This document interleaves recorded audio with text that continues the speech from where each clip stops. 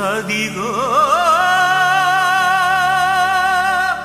కడబూర ధ్వని మ్రోగు వేళాయను నా ప్రాణనాథా నీరాకకై నేను వేచియున్నాను నా జీవదాత నా జీవదాత నీ పిలుపుకై నేను కనిపెట్టుచున్నాను నీ పిలుపుకై నేను కనిపెట్టుచున్నాను.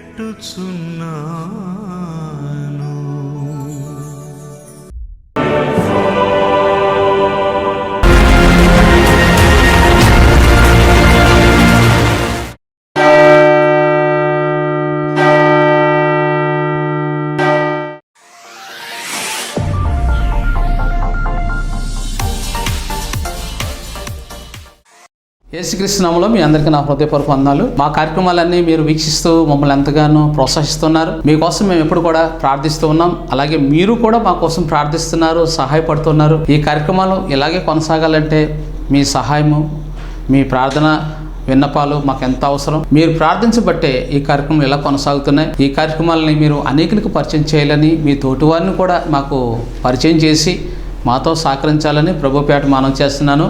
మీ సమస్య ఏదైనా వాట్సాప్లో మాకు తెలియచేయండి. మత్తయి సువార్త 2:1 రాజని హేరోదు దినములందు యోదయ దేశపు బెత్లెహేములో యేసు పుట్టిన పిమ్మట ఇదిగో తూర్పు దేశపు జ్ఞానం యెరూషలేమునకు వచ్చి యూదులు రాజుగా పుట్టినవాడు ఎక్కడ ఉన్నాడు, తూర్పు దిక్కున మేము ఆయన నక్షత్రమును చూచి ఆయనను పూజింప వచ్చితమని చెప్పారు. గమనించాలి, ఇక్కడ ముగ్గురు జ్ఞానుల గురించి వ్రాయబడింది. వాస్తవానికి ముగ్గురు కాదు, నలుగురు జ్ఞానులు. నలుగురిలో అట్టబాను ఒకడు. ఈ అట్టబాను అనే జ్ఞాని మిస్ అవుతాడు. ఎందుకు మిస్ అవుతాడు అంటే అతను చాలా దయగలవాడు, దాతృత్వం గలవాడు. అతను వచ్చేలాగా ముగ్గురు జ్ఞానులు మిస్ అయిపోయారు. అతను వచ్చేటప్పుడు ఒక పేద బానిసను చూసి, ఆ దినాల్లో మనుషులను అమ్మేసేవారు. బానిసలుగా అమ్మేస్తే వాళ్ళ ఇంట్లో పడి ఉండాలి, చచ్చిపోయేంత వరకు బానిసత్వం చేయాలి.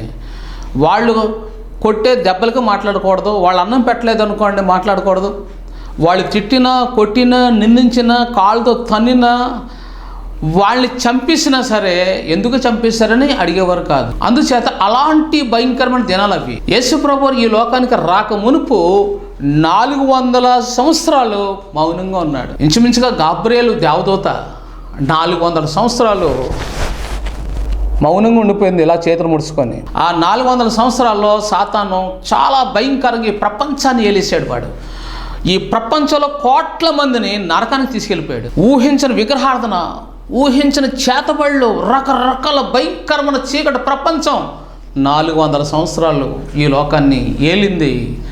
దర్శనం లేదు, స్వరం లేదు, ధర్మశాస్త్ర వాక్యాన్ని పఠించేవాడు లేడు, ప్రకటించేవాడు లేడు, ధ్యానించేవాడు లేడు, భయభక్తులు లేని చీకటి ప్రపంచం. యేసుక్రీస్తు రాకక ముందు 400 సంవత్సరాలు సైతాను ఈ భూమిని వాడు చాలా భయంకరంగా మార్చేశాడు. అబద్ధాలతో, విగ్రహార్థనతో. అదే టర్లో ఎక్కడ పడితే అక్కడ రాయిల్ని దేవతలుగా, చెట్టును దేవుళ్ళుగా, ఆకాశపు నక్షత్రాలు, సూర్యుడు, చంద్రుడు, నీళ్లు, వాటికి పేర్లు పెట్టి వాడు ఏం చేశాడు, మనుషుల యొక్క ఆత్మలతో, వాళ్ళ ప్రాణాలతో ఆడుకొని అంతం చేసిన కాలం అది. అలాంటి కాలంలో దేవదూత వచ్చి ఎవరు కనిపించింది మొట్టమొదటిసారిగా? ఎలిజబెత్కి వృద్ధురాలు. ముసలమ్మకి, జకర్యాకి సంతానం లేదు, వృద్ధాప్యంలోకి వచ్చేసారు.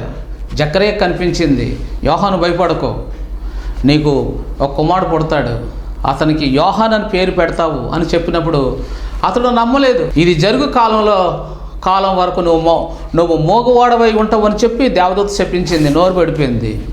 యోహాను పుట్టాడు. యోహాను పుడతాడని చెప్పిన గాబ్రియేలు 6 నెలల తర్వాత మరియమ్మకు కనిపించాడు. ఎలా కనిపించాడు? దయాప్రాప్తురాలా, నీకు శుభం, లోకరక్షకుడు, దేవుని కుమారుడు, పరిశుద్ధుడు, తన ప్రజలను వారి పాప నుండి విడిపించడానికి ఆయన నీ గర్భాన్ని ఎన్నుకున్నాడు. ఆయన సర్వాధికారి, ఆది సంపూతుడు. ఈ భూమి, ఆకాశం ఏది పుట్టక ముందు ఉన్న ఆ ఆది సంభూతుడు, పరిశుద్ధుడైన దేవుడు, ఆ దేవుని కుమారుడు పరిశుద్ధాత్మ వలన నీ గర్భాన్ని జన్మించబోతున్నాడు.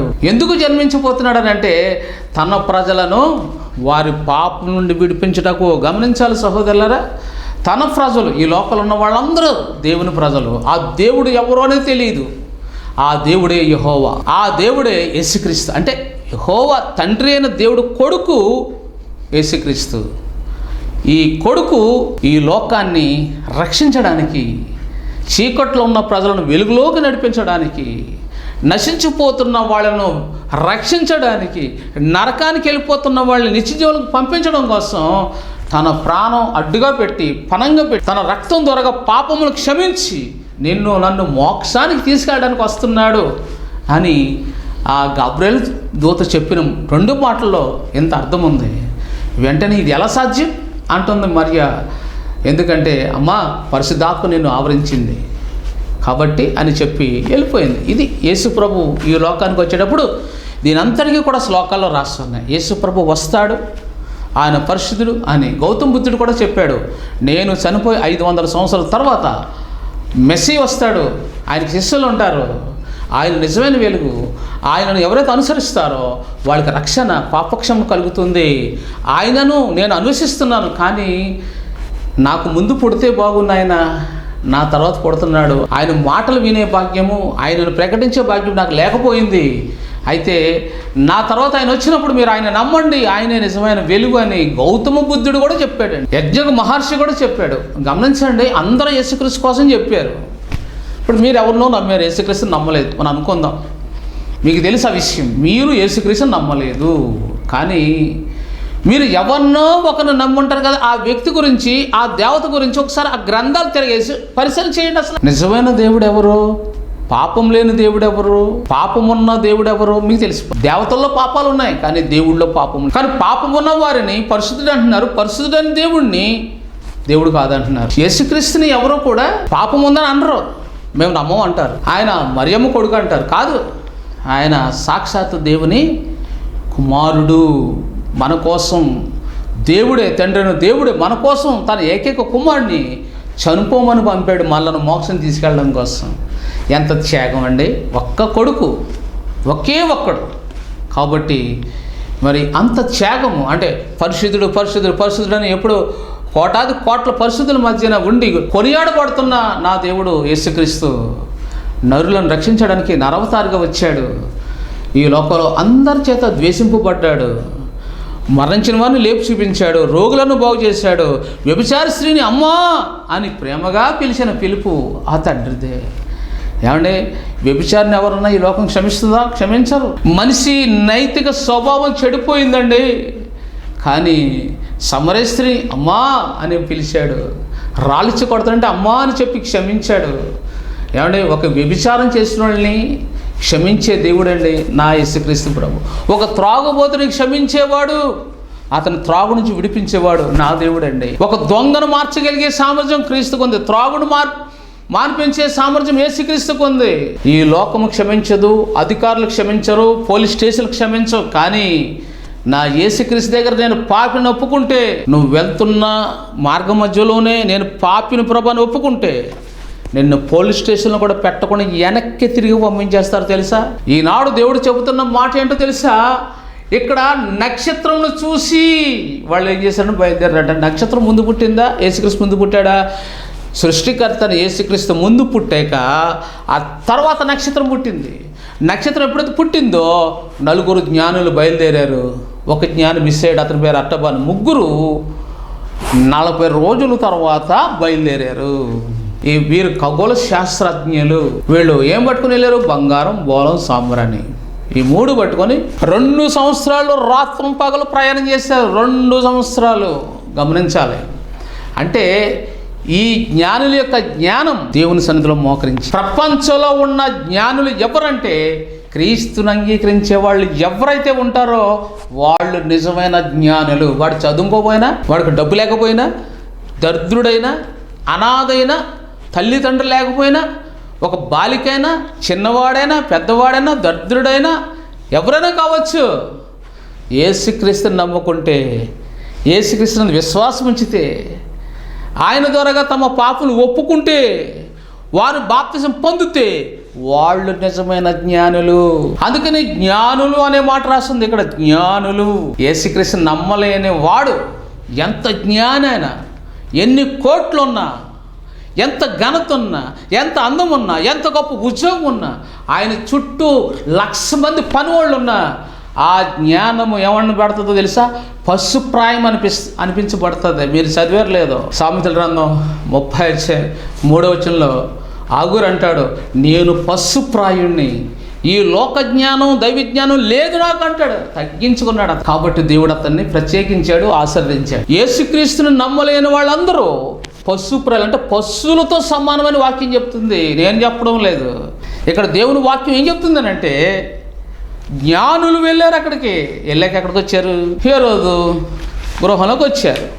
వచ్చాక అక్కడ హేరోదుకి అయోమయం అయిపోయింది. రాజా, యూదులకు రాజుగా పుట్టినవాడు ఎక్కడ? మేము నక్షత్రం చూసి వచ్చాం అంటే, అప్పుడు మీకా గ్రంథంలో ఉందన్నమాట. 5:2 బెత్లెహేము ఎఫ్రాతా యూదావారి కుటుంబములలో నీవు స్వల్ప గ్రామమైనను నా కొరకు ఇశ్రాయేలును ఏలబోవాడు నీలో నుండి వచ్చును. పురాతన కాలం మొదలుకొని శాశ్వత కాలం ఆయన ప్రత్యక్షమగుచుండెను. ఎంత గొప్ప మాట రాస్తుందండి బైబిల్లో. అంటే ఆయన పుట్టిన తర్వాత ఈ ప్రపంచం అంతమైన ఆయన పరిపాలన మాత్రం కొనసాగుతూనే ఉంటారు. యేసుక్రీస్తు హృదయాల్లో ఆయన పరిపాలన కొనసాగుతుంది. క్రీస్తు మొదటి శతాబ్దం మొదలుకొని 2000 సంవత్సరాలు దాటింది, కానీ అందరు అంటే క్రైస్తవులు అని అనబడిన క్రైస్తవుల హృదయాల్లో ఆయన పరిపాలన కొనసాగుతుంది. ప్రతి మందిరంలో, క్రీస్తు నమ్మిన ప్రతి కుటుంబంలో, క్రీస్తును అంగీకరించిన ప్రతి సభలో ఆయన పరిపాలన కొనసాగుతుంది. ఆ పరిపాలన చేసేవాడే పరిశుద్ధాత్మ దేవుడు. పరిశుద్ధాత్మ దేవుడు సభల్లో మాట్లాడతాడు, దేవుని ప్రజల్లోంచి సంఘంలో మాట్లాడతాడు, సభల్లో మాట్లాడతాడు, కుటుంబాల్లో మాట్లాడతారు. ఆయన ప్రజలు ఎక్కడైతే ఉంటారో 2-3 పాస్టర్లు ఫెలోషిప్లు పెట్టుకుంటారు, అక్కడ వారి మధ్య నుండి మాట్లాడుతుంటాడు. అంటే పరిశుద్ధాత్మ దేవుడు ఈ ప్రపంచంలో అన్ని చోట్ల ఉన్నాడు. దేవునికి తెలియని సృష్టి అంటూ ఈ లోకంలో ఎక్కడా లేదు. అంటే ఆయన ఏమై ఉన్నాడు? సర్వ జగతికి ఆది సంభూతుడై ఉన్నాడు. అంటే ఇక్కడ ఈ వాక్యాన్ని బట్టి మనకి ఏమర్థమవుతుంది చూడండి. జోహర్ నక్షత్రాలు ప్రఖ్యాతిగాంచే ప్రపంచం అంతా కూడా ఈ నక్షత్రాలు ఉన్నాయి. అయితే 3 రకాలు ఆకాశాల్లో 3 రకాలు ప్రపంచాలు ఉన్నాయి. అందులో మొదటిది రాలిపోయే నక్షత్రం. అంటే కొన్ని నక్షత్రాలు ఉన్నాయి, దాన్ని ఏమంటారంటే సూపర్ నోవా అంటారు. సూపర్ నోవా అనే నక్షత్రము అంటే కొన్ని వేనస్ అనే నక్షత్రాలు, కొన్ని నక్షత్రాలు ఉన్నాయి. ఒక నక్షత్రము రాలిపోతుంది మనకు కనబడుతుంది, తోక నక్షత్రం, దాన్ని ఏమంటారంటే సూపర్ నోవా. ఇంకా వాటికి చాలా పేర్లు ఉన్నాయి. ఇంకా మనము ఇలా చెప్పుకుంటూ వెళ్తే సహోదరులారా, మరి ఆ జోహన్నర్ అంటే నక్షత్రాలు ప్రపంచానికి ఆ వ్యక్తి ఏం చేశాడంటే పరిచయం చేశాడు. జోహన్నర్ అనే ఈ వ్యక్తి నక్షత్ర ప్రపంచాన్ని ఏం చేశాడంటే ప్రపంచానికి పరిచయం చేశాడు. ఆ నక్షత్ర మండలం ఎలాగుంటుంది, ఈ నక్షత్ర మండలం ఎలాగుంటుంది అని చెప్పి, యేసు ప్రభు పుట్టిన తర్వాత నక్షత్రం పుట్టింది, అది జ్ఞానులకు దారి చూపింది. తర్వాత యేసుక్రీస్తు చెప్పిన బోధలు ఈ ప్రపంచానికి వెలుగును, రక్షణ, నిత్యజీవాన్ని ప్రకటించాయి. అవి మోక్షానికి మార్గం చూపించాయని ఆ జోహన్నర్ అనే ఈ శాస్త్రవేత్త, ఈ జ్ఞానం ఏం చేశాడంటే ప్రపంచానికి తెలియజేశాడు. మొట్టమొదటి నక్షత్రం, తర్వాత యేసుక్రీస్తు, ఆ తర్వాత ఆయన శిష్యులు. అంటే నక్షత్రం తర్వాత యేసుక్రీస్తుకు మార్గం చూపించింది ఎవరు? బాప్తిస్మ యోహాను, తర్వాత యేసుక్రీస్తు, తర్వాత ఆయన శిష్యులు. అలా మన దాకా వచ్చింది. ఇప్పుడు మీకు నేను వివరంగా చెప్పాలంటే అసలు ఈ సువార్త మన భారతదేశానికి ఎలాగొచ్చింది, ఇది మీ ప్రశ్న. ఈ ప్రశ్నకు నేను జవాబు కరెక్ట్గా చెప్తాను. దయచేసి ప్రఖ్యాతిగాంచిన దైవజనులు కూడా ఈ వాక్యాన్ని ఇలా ప్రకటించలేదని నేను భావిస్తున్నాను. ఎందుకంటే నాకు ఇంతవరకు వినబడలేదు. మొట్టమొదటిసారిగా మన భారతదేశానికి సువార్త వచ్చింది ఎవరి ద్వారా అంటే థామస్ ద్వారా. అంటే 12 మంది శిష్యుల్లో ఒకడైన థామస్. ఈ థామస్ ఎక్కడికి వచ్చాడంటే పంజాబ్ రాష్ట్రానికి వచ్చాడు.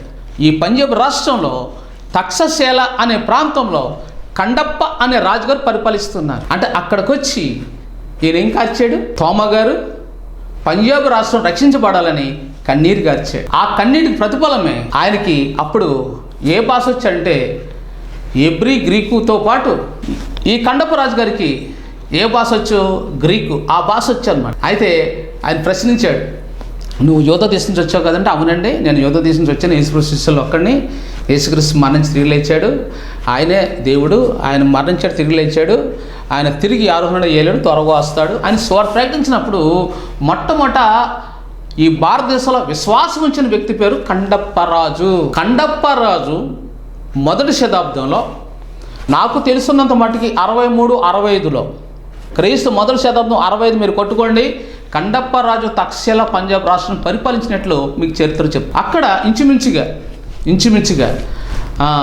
555 బాప్తిజం పొందినట్లు, అందులో ఎక్కువ మంది కండప్పరాజు గారు ఆర్యులు అంటే బ్రాహ్మణ్స్, ఆయనతో పనిచేసే వాళ్ళు కోకొళ్ళుగా రక్షణ పొందినట్లు చరిత్ర చెప్తుంది. అండ్ నెక్స్ట్ ఆయన ఆ సువార్త దండయాత్ర అంటే మిషనరీ యాత్ర ఆయన ఎక్కడికి వచ్చాడంటే మన చెన్నై రాష్ట్రానికి వచ్చాడు, అంటే తమిళనాడుకి వచ్చాడు. అందుకని తమిళనాడులో ఆయన సువార్త ప్రకటించాడు. నీ పేరేంటి, నువ్వు ఎక్కడి నుంచి వచ్చావు, ఒకసారి చెప్పు అని అడుగుతుంటే ఆ వాచ్మెన్కి ఈయనకి అర్థం కాక మాట్లాడతలేదు. అప్పుడు ఏం చేశాడు, ల్యాగ్ తీసి కొట్టాడు. తోమగారిని ఎప్పుడైతే ఇలా కొట్టాడో, రాజుగారి దగ్గర పెద్ద ఏట కుక్క ఉంది, అది సెక్యూరిటీ గార్డ్ అనమాట. కుక్క రాజుగారి దగ్గరికి ఎవరినొస్తే కుక్క చంపేస్తుంది మనుషుల్ని. అలాంటి కుక్క వచ్చి ఏం చేసిందంటే ఆ కొట్టిన వాచ్మెన్ చెయ్యిని ఇలా పట్టుకోగానే చెయ్యి ఊడిపోయింది, అంత గట్టిగా ఉంటుంది. సింహానికంటే భయంకరమైనది ఆ ఏట కుక్క. ఆ ఏట కుక్క సింహంతో పోరాడి సింహాన్ని చంపేద్ది, అంత బలమైంది. ఎప్పుడైతే ఇలా కొరికిందో ఈ వాచ్మెన్ కింద పడిపోయి చచ్చిపోయాడు. ఆ రక్తంతో పెళ్లిలోకి వెళ్ళిపోతుంటే అప్పుడు రాజుగారు పెళ్లి జరుగుతున్న పెళ్లి కుమారుడు అందరూ లేచిపోయి ఏంటిది ఎంత భయంకరం అపశకనం అనుకొని లేచి వచ్చేటప్పటికి తోమా చుట్టూ గుమ్ముకూడారు. తోమా దేవుడిని అడుగుతున్నాడు, ప్రభువా నాకు తమిళ భాష రాదు, దయచేసి నాకు అనుగ్రహించండి. రాజుగారు వచ్చి అక్కడ ఉన్న వాళ్ళందరూ మూగి ఏం జరిగింది చెప్పు నాయన, ఇక్కడ ఏం జరిగింది, ఎందుకు జరిగింది, మా కుక్క ఏంటి, మా మనిషిని చంపడం ఏంటి, ఇది విచిత్రంగా ఉంది, అవతల వాళ్ళని చంపడానికి నేను కుక్కను పెట్టుకుంటే నా మనిషిని చంపింది ఏంటి అని అన్నప్పుడు అప్పుడు తోమా గారు నోరు తెరిచి అంటున్నాడు, ఆమా நம்மள பேர் தோமா, நம்மள ஊர் ஜெருசலேம் தான் இந்த இந்தியா வந்தாச்சு, எனக்கு ஒன்றுமே தெரியாது, తమిళ్ తెలియదు, ఇప్పుడుదా నన్ను పేసేది, నాకు ఇప్పటిదాకా నాకు తమిళ్ తెలియదు, ఇప్పుడే నేను మాట్లాడడం ప్రారంభించానని చక్కచక్క జరిగింది చెప్పినప్పుడు యేసుక్రీస్తు దేవుడైతే చచ్చిపోయిన ఈ వ్యక్తిని ఆ చెయ్యి అతికించి ప్రాణం పోయగలిగితే మేము క్రీస్తుని అంగీకరిస్తాం అన్నప్పుడు వెంటనే తోమా గారు చెయ్యి అక్కడ పెట్టి నజరేయుడైన యేసు నామములో ఈ చెయ్యి అతకబడి ఇతడు యేసు నామములో బ్రతుకును గాకనగానే లేచి కూర్చున్నాడు. అప్పుడు వెంటనే గడగడ సాక్ష్యం చెప్పాడు. రాజుగారు మనిషి వాచ్మెన్ సాక్ష్యం చెప్తున్నాడు, ఏమని, అయ్యా ఈ వ్యక్తి నిరపరాధి, నేను అనాసరం కొట్టాను, నా భాష అర్థం కాదు అతనికి, నాదే తప్పు అయిపోయింది, వీరి దేవుడు యేసుక్రీస్తుని చూశాను చచ్చిపోయి అని ఏం చేశాడు, కాళ్ళు పట్టుకోబోయాడు తోమా గారి. వెంటనే తోమా నువ్వు ప్రభుని యేసునందు విశ్వాసం ఉంచాను తమిళ్లో చెప్పినప్పుడు రాజుగారు తన కొడుకు అక్కడికి వచ్చిన వాళ్ళు ఆర్యులు చచ్చిపోయి బ్రతికిన వ్యక్తి వెంటనే రక్షణ పొందారు, కోకుళ్ళగా రక్షణ పొందారు. అదే భారతదేశం అంతా వ్యాపించింది. దేవుని స్తోత్రం కలుగాక. ఇది అసలైన చరిత్ర. ఈ చరిత్రలో ఎవ్వరూ చెప్పరు. సహోదరులారా, మీ సంఘంలోకి కానీ మీ కుటుంబ ప్రాంతంలో కానీ నన్ను పిలండి. చాలా మంచి చరిత్రలో యేసుక్రీస్తు యొక్క జననం గురించి నేను చెప్పడానికి సిద్ధంగా ఉన్నాను. ఎందుకంటే ఇది అసలైన చరిత్ర. దీన్ని కాదనంటే ఏ వ్యక్తి కూడా ఒప్పుకోడు. ఎందుకంటే తెలివైన పండితులు ప్రపంచంలో ఉన్నారు. యేసుక్రీస్తుని అంగీకరించిన తెలివైన క్రైస్తవులు పండితులు మన భారతదేశంలో వేలాది మంది ఉన్నారు. వాళ్ళు కనిపించరు, వాళ్ళు దరిద్రులుగా ఉంటారు, దీనులుగా ఉంటారు. కాబట్టి ఈరోజు నేను చెబుతున్న మాట ఏమిటి అని అంటే, మీరు ప్రభువైన క్రీస్తును అసలు చరిత్ర ఇది. అంటే యేసుక్రీస్తును మొట్టమొదటి అంగీకరించింది ఎవరు? రాజులు, బ్రాహ్మణ్స్, కనులు, జ్ఞానులు. అంటే వాళ్ళతో పోల్చుకుంటే మనం ఏ పట్టాళ్ళు, మనం ఎదురు ప్రశ్న వేస్తాం తెలియక.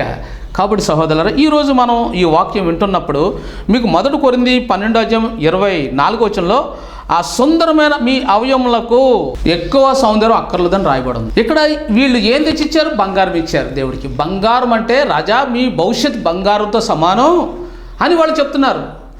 ఈ ముగ్గురు జ్ఞానులు యేసుకి ఇచ్చింది ఏమిటి? బంగారము. అంటే బంగారం అంటే శాపదేశ్వరాన్ని సొలొమోను రాజుకి ఏమిచ్చింది? బంగారము. ఎందుకు ఇచ్చింది? మందిరం కట్టడానికి ఇచ్చింది. అసలు క్రిస్మస్కి వెళ్ళేవాళ్ళు ఎవరైనా కానీ యేసుప్రభు ఆరాధనకి వెళ్ళి పలావ్ తినడానికి వెళ్తారే కానీ ఏదో ఒక 50 లేదా 100 చదివించి వచ్చేస్తారు. కొంతమంది తెలివైన వాళ్ళు 1000 రూపాయలు. సిటీలో అయితే, మా బొంబాయి రాష్ట్రంలో అయితే అక్కడ బంగారం చదివిస్తారు, 1000 రూపాయలు చదివిస్తారు. నాకు తెలుసు. మహారాష్ట్రలో కానీ క్రిస్మస్ జరిగితే క్రిస్మస్ రోజున 1 కోటి రూపాయలు చందా వస్తుంది. అంటే డబ్బు కోసం పెట్టరు కానీ ఇస్తారు. అసలైన కానుక ఏంటంటే దేవుడికి వీళ్ళు ఇచ్చింది మొట్టమొదటి బంగారం. బంగారం అంటే నువ్వు రాజులకే రాజు, నీ రాజ్యం అంతం లేదని ప్రకటించారు. అందుకనే సొలొమోన్ రాజుకి రాజులు హేరాము కూడా బంగారం ఇచ్చాడు. శాపదేశం రాణి కూడా 240 మణుగులు బంగారం ఇచ్చింది. చాలా సంఘాల్లో చిన్న ముక్కు పడబడి చిన్న బంగారం అని దేవుడికి ఇస్తారు. ఎందుకంటే అది ఇచ్చిన బంగారం మనుషులు ఎవరు తీస్తారో వాళ్ళు పరలోకంలో రాయబడతారు. 50 రూపాయలు ఇస్తారు, 100 రూపాయలు ఇస్తారు. అంటే దేవుడిని సిగ్గుపరుస్తున్నారు అనమాట. జాగ్రత్త అండి. ఎప్పుడైనా సరే దేవుడికి మీరు కానుక ఇచ్చేటప్పుడు క్రిస్మస్కి 1000 కాదు కానీ 1200 పైబడి వెళ్ళాలి. అంటే 12 అనే సంఖ్యలో ఏముంది? సంపూర్ణ ఆశీర్వాదం ఉంది. నెంబర్ 2, బోలము పునరుత్థానానికి సాదృశ్యంగా. సాంబ్రాణి నీవు దేవుళ్ళకే దేవుడు, దేవతలకే దేవుడువు. ఆయన దేవతలకు తీర్పు తీరుస్తాడు. నేను దేవుడని ఏ దేవత అయితే ఈ లోపల మనుషులు మభ్యపెట్టిందో దేవతలన్నీ మనుషుల ముందే పెట్టి తీర్పు తీరుస్తాడు. రేపు వచ్చే రాకడలో తీర్పు ఉంటుంది. నువ్వు ఎవరిని ఆరాధించావో ఆ దేవతకి నీకు తీర్పు ఉంటుంది. అప్పుడు దేవత అంటుంది, నేను దేవుడిని ఎక్కడన్నాను, నేను వాడు నాకు మొక్కేయుడు కానీ నిన్ను నమ్మాలి అని చెప్పి నువ్వు ఎవరినైతే ఆరాధించావో ఆ దేవత ఎవరిని ఆరాధిస్తుంది? నీ కళ్ళ ముందే నువ్వు ఆరాధించా కదా, అది యేసుక్రీస్తుని ఆరాధిస్తుంది. ఎందుకని తీర్పు తప్పించుకోవచ్చు అనుకుంటుంది, కానీ తప్పించుకోవచ్చు. నువ్వు ఎవరినైతే ఆరాధించావు ఆ దేవతకు తీర్పు ఉంటుంది, నీకు తీర్పు ఉంటుంది. దానికి నరకం ఉంటుంది, నీకు నరకం ఉంటుంది. అది ఆరాధిస్తే చెప్తుంది నీ ముందు, ఒకప్పుడు నేను యేసుక్రీస్తును ఆరాధించాను కానీ మా లూసిఫర్ నన్ను దారి తప్పించాడు, నన్ను ఒక విగ్రహంగా పెట్టాడు, ఒక దేవతగా పెట్టాడు, మీరు ఆరాధించబడండి నరకానికి వెళ్ళిపోతానని చెప్పి మోసం చేశాడని చెప్పినప్పుడు నీకు కనువిప్పు కలుగుతుంది. కానీ ఏం ప్రయోజనం ఉండదు. నీకు ఇప్పుడే కనువిప్పు కలగాలి, ఇప్పుడే మారుమనసు పొందాలి. కాబట్టి ఇక్కడ మీరు తెలుసుకుంటున్న ఈ వాక్యంలో ఎపిసి 5వ అధ్యాయం 2వ వచనం, పరిమళ వాసనగా అంటే పరిమళ వాసనగా తన్ను తాను దేవునికి బలిగా అర్పించుకొనెను. యేసుక్రీస్తు అంటే పరిమళ వాసనగా, యేసుక్రీస్తు రక్తం పరిమళ వాసనగా ఆయన తను తాను ఏం చేసుకున్నాడు? అర్పించుకున్నాడు. ఆయన మన కొరకు తను తాను అర్పించుకున్నాడు. కాబట్టి మన జీవితాలకు ఏమొచ్చింది? సువాసన భరితంగా మారే. యేసుక్రీస్తు నమ్మని ఏ కుటుంబమైనా ఎవరి జీవితమైనా కంపు జీవితం. దాంట్లోకి ఏమొస్తుంది? యేసుక్రీస్తు అంగీకరించగానే సువాసన జీవితం, మంచి సాక్ష్యం, మంచి వ్యక్తి అండి ఇతను. ఒకప్పుడు త్రాగేవాడు, ఒకప్పుడు అబద్ధం ఆడేవాడు, ఒకప్పుడు దొంగతనం చేసేవాడు, ఒకప్పుడు తన జీవితంలో అన్ని అబద్ధాలే, అన్ని మోసాలే, అన్ని దొంగతనాలే. యేసుక్రీస్తు నమ్మేకండి పువ్వులా మారిపోయాడండి, మళ్ళీ పువ్వులా మారిపోయాడండి అంటారు. సువాసన చూసారా? ఆ సువాసన ఈ లోకంలో ఎవరు ఇవ్వలేరు.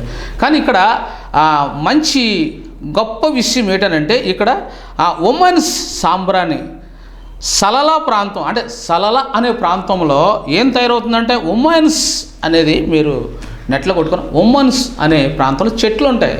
సలలా ప్రాంతంలో ఉమెన్స్ అనేది ఉంది. అక్కడ చెట్లు ఉంటాయి. ఆ చెట్లు దేనికి సంబంధించిందంటే సాంబ్రానికి సంబంధించింది. ఆ చెట్లకి రంధ్రం చేస్తారు. ఆ రంధ్రాల్లోంచి ఏమొస్తుంది? చిన్న చిన్న రాళ్ళు పడుతుంది అనమాట. ఏంటది? సాంబ్రాణి. అవి అలా ఎండిపోయి అది సాంబ్రాణిగా మారిపోతుంది. అది గాయపరచబడ్డ తర్వాత సాంబ్రాణిగా అవుతుంది. అలాగే క్రైస్తవుడు కూడా గాయపరచబడిన తర్వాత నిందలు అవమానంలోంచి వెళ్ళి వాటిని ఎదిరించి మౌనంగా క్రీస్తులాగా ఉన్నప్పుడు ఏమవుతాడు? సువాసన భరితంగా మారిపోతాడు. క్రీస్తు ద్వేషింపబడి ఏం చేశాడు? ఆశీర్వదించాడు. ఏమంటే ఎప్పుడైనా ఎవరిని నిందించాడా? నిందించలేదు. శత్రువులను ప్రేమించాడు, వారి కొరకు ప్రార్థన చేశాడు. ప్రేమించలేని వాళ్ళని ప్రేమించాడు, ద్వేషించిన వాళ్ళని ప్రేమించాడు, ఆయన చంపిన వాళ్ళని కూడా ప్రేమించాడు. నువ్వెందుకు చేసావనే మాట, నువ్వెందుకు అబద్ధం ఆడావనే మాట పేతురును కూడా అనలేదు. నువ్వెందుకు బొంకావు, ప్రాణం పెడతాన్నా కదా అని అనలేదు. ఆయన ఎవరైతే ప్రేమించావో అని అనలేదు. ఎవరైతే ద్వేషించారో నువ్వు ద్వేషించావని కూడా అనలేదు. ఈరోజు ఈ వాక్యం వింటున్నా నీవు నీ హృదయాన్ని క్రీస్తు సమర్పించు. అది సువాసన భరితంగా మారిపోతుంది. పునరుత్థాన శక్తితో నింపబడుతుంది.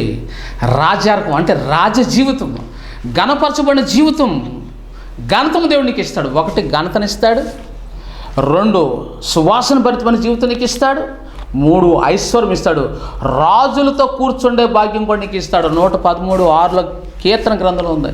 ఆయన నన్ను దీనుని నన్ను రాజులతో కూర్చుండబెట్టని రాస్తుంది. పెంట కుప్ప మీద ఉన్న దీనిలో ఆయన పైకి లేవనెత్తువాడు ఆయన.